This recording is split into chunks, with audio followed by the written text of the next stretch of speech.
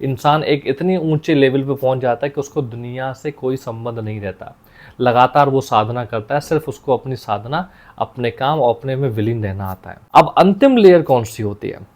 अगर आपने चारों लेयर को भेद लिया तो अंतिम लेयर मिलती है जिसका नाम है आनंदमय कोश। कहते हैं एक बार इंसान अगर मनोमय कोश में पहुंच जाए तो पूरे चांसेस उसका मन भ्रष्ट हो सकता है। जिसका ऑरा कभी बहुत अच्छा हो उसका ऑरा खराब भी हो सकता है।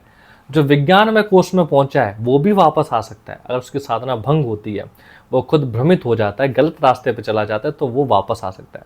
लेकिन जो इंसान आनंदमय कोश में पहुंच गया वो कभी वापस नहीं आ सकता, क्योंकि आनंदमय कोश का मतलब होता है एक ऐसी स्थिति जहां इंसान पूर्ण रूप से सिर्फ आनंद में रहता है।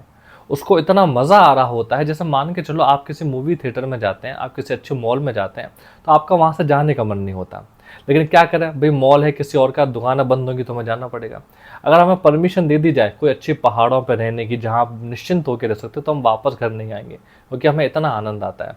ठीक ऐसे ही हमारे शरीर का जो अंतिम कोष है वो है आनंदमय कोष, कि जहां इंसान अपनी साधना में इतना डूब जाता है कि वो बिल्कुल परमात्मा में विलीन हो जाता है। तो इसीलिए आनंदमय कोष सबसे अंतिम स्थिति, जहां शायद ही कई सदियों में कोई एक आध इंसान पहुंच पाता है, जो विलीन हो जाता है, जो पर्वतों पहाड़ों में जो हमें संत मिलते हैं। आखिर इन पांचों लेयर को बैलेंस कैसे किया जाए? सवाल तो यह है कि हमने समझ लिया कि आखिर ऑरा क्या होता है, कोश क्या होते हैं, सिंपल भाषा में समझ गए कि 5 कोश की धारणा होती है। इसको ठीक कैसे किया जाए?